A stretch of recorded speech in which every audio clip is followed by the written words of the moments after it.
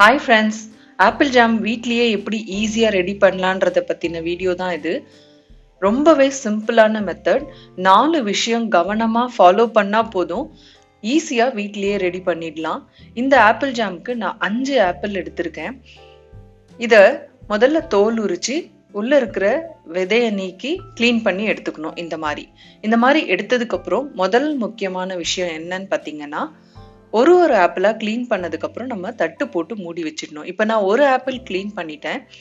தட்டு போட்டு இந்த மாதிரி மூடி வச்சிடணும். மூடி வச்சுட்டு தான் அடுத்த ஆப்பிள் நம்ம க்ளீன் பண்ண ரெடி பண்ணணும்.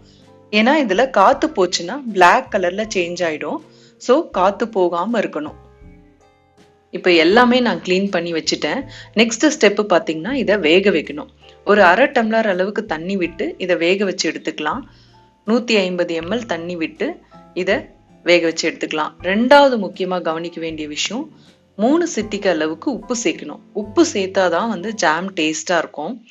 உப்பு சேர்த்ததுக்கு அப்புறம் குக்கர்ல 3 விசில் வரைக்கும் விட்டு இதை வேக வச்சு எடுத்துக்கலாம்.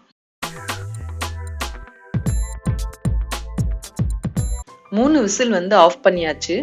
இப்போ மூடியை ஓபன் பண்ணி பார்க்கலாம். ஆப்பிள் ரொம்ப நல்லா வெந்திருக்கு. இத ஒரு கரண்டியால நம்ம நல்லா மசிச்சுக்கலாம். இத மிக்சியில போட்டு கிரைண்ட் பண்ணணும்னு அவசியம் இல்லை. ஏன்னா ஜாமுங்கிறதுனால கொஞ்சம் திரியா இருந்துச்சுன்னா நல்லா இருக்கும் பார்க்கறதுக்கு. இத ஒரு கரண்டியால நல்லா மிக்ஸ் பண்ணாலே போதும். நல்ல குழப்பா வந்துடும். இப்ப நல்லா குழப்பா ஆயிடுச்சு. இந்த மாதிரி மசிச்சதுக்கு அப்புறம் எவ்வளோ அளவு இருக்குன்னு ஒரு கப்ல நம்ம அளந்துக்கலாம். ஏதாவது ஒரு கப் எடுத்து அந்த கப்ல எவ்வளோ இருக்குன்னு அளந்துக்கலாம். அதுக்கப்புறம் ஓப்பன்ல வச்சு ஒரு 5 நிமிஷம் நம்ம இதை நல்லா வேக விடணும். ஓப்பன்லயே வச்சு நம்ம கரண்டியால கிளறிக்கிட்டே இருக்கணும். இப்போ 5 நிமிஷம் ஆயிடுச்சு. இப்போ நான் சர்க்கரையை சேர்த்துக்கிறேன். இந்த கப்ல தான் நான் இந்த ஆப்பிள் கூழ அளந்தேன். 1.5 கப் வந்தது. ஸோ 1.5 கப் சர்க்கரை நான் சேர்த்துக்கிறேன். சம அளவுல நம்ம சர்க்கரையை சேர்க்கணும். இப்போ நான் சம அளவு சர்க்கரை சேர்த்துட்டேன். சேர்த்ததுக்கு அப்புறம் நல்லா கலந்து விட்டுருங்க.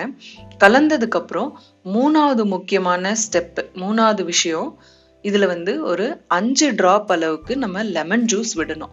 அப்பதான் நமக்கு திருப்பியும் கிறிஸ்டல் ஆகாம இருக்கும் சுகரு. 5 டிராப் லெமன் ஜூஸ் விடணும். லெமன் ஜூஸ் விட்டுட்டு இதை நல்லா கலரி விட்டுக்கிட்டே இருங்க. என்னோட லெமன் ஜூஸ் ஆட் பண்ற கிளிப்பிங் டெலீட் ஆயிட்டதுனால ஜஸ்ட் நான் உங்களுக்கு ஓரலா சொல்றேன். அதை ஆட் பண்ணதுக்கு அப்புறம் இந்த மாதிரி நம்ம கிளறி விட்டுக்கிட்டே இருக்கணும். சின்ன சின்ன கேப் விட்டு நம்ம கிளறிக்கிட்டே இருக்கணும். இந்த கன்சிஸ்டன்சி பார்த்தீங்கன்னா திக்கன் ஆகிட்டே வரும். 15 மினிட்ஸ், மேக்ஸிமம் 15 மினிட்ஸ் வரைக்கும் தான் நம்ம இதை குக் பண்ணணும். அதுக்கு மேலே குக் பண்ணக்கூடாது. இப்போ பார்த்தீங்கன்னா நல்லா டைட்டாகிடுச்சு. இந்த சட்னி பதத்துக்கு வரணும். நம்ம கரண்டியில் எடுத்து இப்படி ஃப்ளோ பண்ணோம் அப்படின்னா அதை டைட்டாக சட்னி மாதிரி கொட்டணும். அந்த ஸ்டேஜில் நம்ம ஆஃப் பண்ணிடலாம். இப்போ இந்த ஸ்டேஜில் நான் ஆஃப் பண்ணிடுறேன். இப்போ இது நல்லா குக் ஆயிடுச்சு.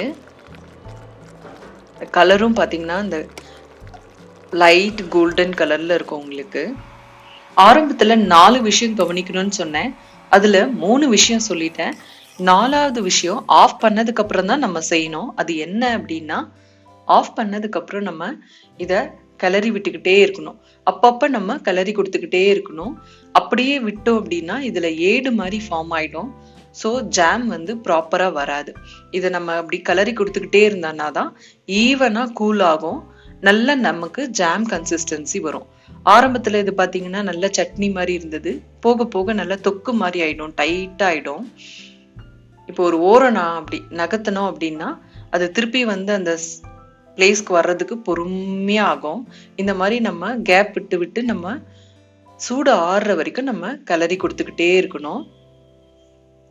ஆஃப் பண்ணதுக்கு அப்புறம் முக்கியமா இந்த விஷயம் செய்தாதான் நமக்கு ஜாம் கன்சிஸ்டன்சி கிடைக்கும். இப்ப கிளற உங்களுக்கே அந்த டைட்னஸ் தெரியும். இப்ப நல்லா இது டைட் ஆயிட்டே வருது. ஒரு ஓரம் நீங்க தள்ளி விட்டு பாருங்க. ரொம்ப பொறுமையா அந்த பிளேஸ்க்கு வருது அப்படின்னா அதனோட கன்சிஸ்டன்சி ஓகேன்னு அர்த்தம். இப்போ இது நல்லா கூல் ஆயிடுச்சு.